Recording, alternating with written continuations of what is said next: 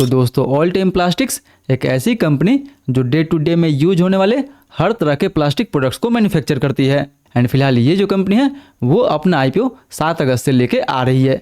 इसलिए आज के इस वीडियो में हम लोग बात करेंगे इस आईपीओ कंप्लीट रिव्यू के बारे में कि हमें इस आईपीओ में अप्लाई करनी चाहिए या फिर नहीं करनी चाहिए। एंड अगर अप्लाई करनी भी चाहिए तो लिस्टिंग गेंस के हिसाब से अप्लाई करनी चाहिए या फिर लॉन्ग टर्म का व्यू लेके हमें इस आईपीओ में अप्लाई करनी चाहिए। तो आप दोस्तों बस इस वीडियो के अंत तक बने रहें, क्योंकि इस वीडियो में हम लोग इस आईपीओ के हर एक डिटेल को एकदम से डिटेल में डिस्कशन करने की कोशिश करेंगे। वो या तो इस कंपनी के फंडामेंटल के बारे में हो गया, वैल्यूएशन के बारे में हो गया, या फिर इसके मोस्ट इंपॉर्टेंट बिजनेस के बारे में हो गया। एंड लास्ट में इसके लेटेस्ट जीएमपी को देखते हुए हम फाइनल डिसीजन बनाएंगे कि हमें इस आईपीओ में अप्लाई करनी चाहिए या फिर नहीं करनी चाहिए। तो फिर चलिए बिना आपका समय गंवाए सीधा वीडियो में आगे बढ़ते हैं और सबसे पहले बात कर लेते हैं इस कंपनी के बिजनेस के बारे में कि आखिर ये कंपनी काम क्या करती है, इस कंपनी का मेन रेवेन्यू सोर्स क्या है। तो दोस्तों अगर बात करें इस कंपनी के बारे में तो ये कंपनी एक प्लास्टिक मैन्युफैक्चरिंग कंपनी है जो हमारे डे टू डे लाइफ में यूज होने वाले हर तरह के प्लास्टिक प्रोडक्ट को बनाने का काम करती है। वो या तो स्टोरेज कंटेनर के लिए हो गया, किचन में यूज होने वाले, बाथरूम में यूज होने वाले, एंड इवन जितना भी टेबल वेयर जैसे प्लेट, बॉल्स या फिर टम्बलर हो गया, उन सारे सामान को ये कंपनी मैन्युफैक्चर करने का काम करती है। कंपनी के पास 3 मैन्युफैक्चरिंग प्लांट है जहाँ पे ये कंपनी बिजनेस टू बिजनेस भी डील करती है and direct business to customer भी डील करती है। इसलिए इस कंपनी का 85% ज़्यादा का जो रेवेन्यू है वो एक्सपोर्ट से आता है। यानी ये कंपनी इन सारे प्रोडक्ट को लगभग 29 से ज़्यादा देशों को एक्सपोर्ट करती है। इसीलिए फिलहाल इस कंपनी का ऑलमोस्ट 85% रेवेन्यू जो है वो एक्सपोर्ट से आता है, जिसमें यूएसए, यूके एंड यूएई जैसे देश भी जो है वो दोस्तों शामिल है। यानी ओवरऑल अगर हम बात करें तो अपने डे टू डे लाइफ में हम लोग जो भी प्लास्टिक का प्रोडक्ट यूज करते हैं वो या तो बॉटल हो गया, बाल्टी हो गया, या फिर इवन प्लास्टिक का प्लेट हो गया, वो ये कंपनी अपने लिए भी बनाती है एंड दूसरे के लिए भी बना के सेल करती है। वहीं कंपनी के फंडामेंटल के बारे में बात करें तो कंपनी का फंडामेंटल भी आपको ईयर ऑन ईयर बेसिस पे काफ़ी अच्छा देखने को मिल जाएगा। यानी इसके रेवेन्यू में एंड प्रॉफिट में आपको शानदार ग्रोथ देखने को मिल जाएगा। एंड ना ही दोस्तों इसके रेवेन्यू एंड प्रॉफिट में आपको अच्छा ग्रोथ देखने को मिलेगा, जबकि अगर इसका आप प्रॉफिट मार्जिन भी देखते हैं तो वो भी लगभग 8% के आसपास है, जो देखा जाए तो काफ़ी अच्छा माना जाएगा। वहीं इसका ROE 19%, ROCE 17%, EBITDA 18% and debt to equity almost 0.84 का है। यानी फिलहाल कंपनी के ऊपर लगभग 218 करोड़ का डेट है। बट देखा जाए तो इस आईपीओ से ये कंपनी जो भी फंड रेज करेगी उसमें से ये जो कंपनी है अपने डेट को काफ़ी हद तक रिड्यूस करने वाली है। यानी इस आईपीओ के बाद ये जो कंपनी है ऑलमोस्ट डेट फ्री कंसीडर की जाएगी। इसीलिए अगर ओवरऑल बात करें तो ओवरऑल दोस्तों फंडामेंटल वाइज तो ये कंपनी काफ़ी बेटर है। बट केवल फंडामेंटल से कुछ नहीं होने वाला है, हमें बात करना होगा कंपनी के वैल्यूएशन के बारे में कि आखिर ये जो कंपनी है अपना आईपीओ किस वैल्यूएशन पे लेके आ रही है। तो दोस्तों इसके वैल्यूएशन को देखने के लिए हम लोग इस कंपनी को इसके peer group Shaily Engineering and Cello World से कंपेयर करेंगे कि आखिर ये जो कंपनी है अपना आईपीओ किस वैल्यूएशन पे लेके आ रही है। तो अगर सबसे पहले वैल्यूएशन मैट्रिक्स यानी पी रेशियो के बारे में बात करें तो फिलहाल ऑल टाइम प्लास्टिक्स का जो पी रेशियो है वो लगभग 38 के आसपास है, जबकि सैली का पी रेशियो 80 है एंड सेलो वर्ल्ड का पी रेशियो लगभग आपको 40 के आसपास देखने को मिल जाएगा। यानी पी रेशियो के हिसाब से ये जो कंपनी है इन दोनों कंपनी से बेटर है।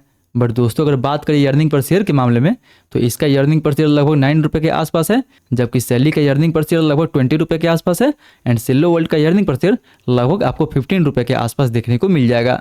यानी सेलो इससे काफ़ी बड़ी कंपनी है जिसका अर्निंग पर शेयर लगभग 15 रुपये के आसपास है एंड 15 रुपये के EPS होते हुए भी ये जो कंपनी है अभी आपको 40 के PE पे नजर आ जाएगा, जबकि ऑल टाइम का अर्निंग पर शेयर 9 रुपये के आसपास है एंड पी रेशियो लगभग 38 के आसपास है। इसलिए इस हिसाब से देखा जाए तो ये जो कंपनी है वो सेलो वर्ल्ड से तो हमें महंगी वैल्यूएशन पे ही मिल रही है। यानी फंडामेंटल वाइज तो ये कंपनी ठीक है, बट वैल्यूएशन वाइज बात करें तो वैल्यूएशन वाइज ये जो कंपनी है अपना आईपीओ थोड़ी सी और सस्ती वैल्यूएशन पे लेके आ सकती थी।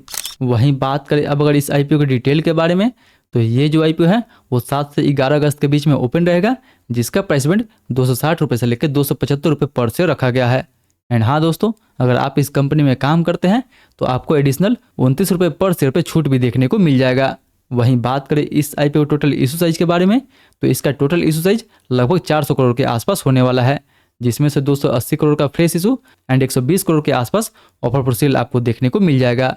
यानी ये जो दोस्तों 80 करोड़ होगा वो पूरा का पूरा कंपनी के पास जाने वाला है, जिसको ये कंपनी अपने डेट को रिपेमेंट करने के लिए यूज करेगी एंड कुछ बिजनेस ग्रोथ के लिए यूज करेगी।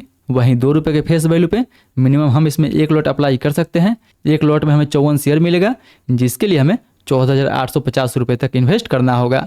वहीं कोटा के बारे में बात करें तो रिटेल के लिए इस आईपीओ में भी 35% का कोटा दिया गया है। यानी इस आईपीओ का टोटल इशू साइज 400 करोड़ के आसपास होने वाला है, जिसमें से लगभग 160 करोड़ का जो फंड होगा वो दोस्तों रिटेल के लिए रिजर्व रखा जाएगा, जो रिटेल के लिए काफ़ी अच्छी बात है। वहीं ये आईपीओ 7 से 11 अगस्त के बीच में ओपन रहेगा, जिसका अलॉटमेंट आपको 12 अगस्त को देखने को मिल जाएगा। रिफंड के बारे में बात करें तो रिफंड भी आपको 13 अगस्त को मिल जाएगा एंड अगर आपको अलॉटमेंट मिलता है तो 13 अगस्त को ही इसका शेयर आपके डीमेट अकाउंट में क्रेडिट कर दिया जाएगा। एंड बात फाइनली लिस्टिंग डेट का करें तो 14 अगस्त को इस आईपीओ का लिस्टिंग भी आपको देखने को मिल जाएगा। सो याद रखें कि 14 अगस्त को आपको 2 आईपीओ का लिस्टिंग देखने को मिल जाएगा, एक JSW सीमेंट का एंड दूसरा ऑल टाइम प्लास्टिक्स का। सो फिलहाल अगर आपने JSW सीमेंट वाले आईपीओ का रिव्यू नहीं देखा है तो उसका भी लिंक आपको ऊपर आई बटन या फिर वीडियो के अंत में देखने को मिल जाएगा। मेक श्योर कि दोनों आईपीओ का फुल रिव्यू जरूर देख ले, उसके बाद ही आप डिसीजन ले कि आपको किस आईपीओ में अप्लाई करनी चाहिए एंड किसको अवॉइड करनी चाहिए। वहीं इन सारे फैक्टर को देखते हुए अब अगर हम बात करें इस वीडियो के कंक्लूजन के बारे में कि हमें इस आईपीओ में अप्लाई करनी चाहिए या फिर नहीं करनी चाहिए, एंड अगर अप्लाई करनी चाहिए तो लिस्टिंग गेंस के हिसाब से करनी चाहिए या फिर लॉन्ग टर्म का व्यू लेके हमें इन आईपीओ में अप्लाई करनी चाहिए। तो अगर सबसे पहले दोस्तों बात करें लिस्टिंग गेंस के बारे में तो फिलहाल इसके ग्रे मार्केट में अभी आपको कोई डिमांड देखने को नहीं मिलेगा। जी हाँ दोस्तों, अगर आप इसके जीएमपी को देखते हुए अभी फिलहाल अप्लाई करते हैं तो आपको इस आईपीओ में कोई भी लिस्टिंग गेंस देखने को नहीं मिलेगा। बट दोस्तों ऐसा नहीं है कि अभी इसके ग्रे मार्केट में डिमांड नहीं है तो आगे भी इसके ग्रे मार्केट में डिमांड नहीं रहेगा। जी नहीं दोस्तों, मेक श्योर कि आज शाम तक या फिर कल तक इसके ग्रे मार्केट में काफ़ी अच्छा खासा डिमांड देखने को मिल सकता है। सो मेक श्योर कि अगर आपको लिस्टिंग गेंस के लिए केवल अप्लाई करना है तो इसके ग्रे मार्केट में लगभग 15 से 20% के ऊपर डिमांड हो तो ही उसको देखते हुए आपको इस आईपीओ में अप्लाई करनी चाहिए। एंड दोस्तों अगर आपको किसी भी आईपीओ के लेटेस्ट जीएमपी की जानकारी चाहिए तो उसके लिए मेक श्योर कि आप हमारे टेलीग्राम ग्रुप से जरूर जुड़े। बट फिलहाल अभी के लिए बात करें तो दूसरे एंड तीसरे दिन इसके QIB सब्सक्रिप्शन एंड जीएमपी को देखते हुए ही इस आईपीओ में आपको अप्लाई करनी चाहिए। बट वहीं बात करें कि क्या ये जो आईपीओ है वो लॉन्ग टर्म के लिए अच्छा रहेगा या फिर नहीं रहेगा, तो कंपनी का फंडामेंटल तो काफ़ी अच्छा है एंड बिजनेस भी देखा जाए तो काफ़ी अच्छा है। बट अगर बात करें वैल्यूएशन के बारे में तो कंपनी जिस वैल्यूएशन पे अपना आईपीओ लेके आ रही है वो वैल्यूएशन थोड़ा सा दोस्तों आपको महंगा लग सकता है। बट ओवरऑल देखा जाए तो ये कंपनी जिस प्लास्टिक इंडस्ट्री से बिलोंग करती है उसमें आपको फ्यूचर में काफ़ी अच्छा खासा ग्रोथ देखने को मिल सकता है। यानी फिलहाल इस सेक्टर में इंडिया में 2030 तक लगभग 10% के CAGR से हमें ग्रोथ देखने को मिल सकता है। जबकि अगर ग्लोबल के बारे में बात करें तो ग्लोबल मार्केट में इसी सेम सेक्टर में लगभग आपको 4 से 5% के CAGR से ग्रोथ देखने को मिल सकता है। यानी जिस सेक्टर में ये कंपनी काम करती है वो सेक्टर तो दोस्तों काफ़ी डिमांड में रहने वाला है। यानी ओवरऑल बात करें तो ये जो कंपनी है वो लॉन्ग टर्म के लिए भी काफ़ी अच्छा खासा रहने वाला है। बट दोस्तों अगर इस आईपीओ में हमें काफ़ी अच्छा खासा लिस्टिंग गेंस देखने को मिल जाता है तो हम तो इस आईपीओ में केवल अभी फिलहाल लिस्टिंग गेंस के लिए ही अप्लाई करने वाले हैं, क्योंकि फिलहाल तो इस कंपनी का ओवरऑल सब कुछ ठीक ठाक है बट कंपनी का थोड़ा सा वैल्यूएशन ज़्यादा है। एंड वहीं ये कंपनी अमेरिका से भी काफ़ी अच्छा खासा रेवेन्यू जनरेट करती है। बट फिलहाल अभी देखा जाए तो अमेरिका से हमारा जो रिलेशन है वो दोस्तों अभी उतना अच्छा नहीं है, इसलिए फिलहाल इस आईपीओ में हमें लॉन्ग टर्म के लिए अवॉइड करनी चाहिए। एंड अगर अच्छा लिस्टिंग गेंस मिले तो इस आईपीओ में केवल हमें लिस्टिंग गेंस के लिए ही जानी चाहिए। तो दोस्तों ये तो था मेरा पूरा व्यू इस आईपीओ को लेके। आपका क्या व्यू है? कौन कौन इस आईपीओ में केवल लिस्टिंग गेंस के लिए अप्लाई करने वाला है एंड कौन कौन इस आईपीओ में लॉन्ग टर्म के लिए अप्लाई करने वाला है, वो भी हमें नीचे कमेंट करके जरूर बताइए। तो आई होप दोस्तों आज का वीडियो आपको काफ़ी इन्फॉर्मेटिव लगा होगा। अगर वीडियो अच्छा लगे तो वीडियो को लाइक कीजिए, चैनल को सब्सक्राइब कीजिए एंड जो भी आपका सवाल है मेक श्योर कि नीचे हमें कमेंट करके जरूर पूछिए। फिर मिलते हैं अगले वीडियो में, तब तक आप इस वीडियो को टैप करके JSW सीमेंट का फुल रिव्यू देखना ना भूलें।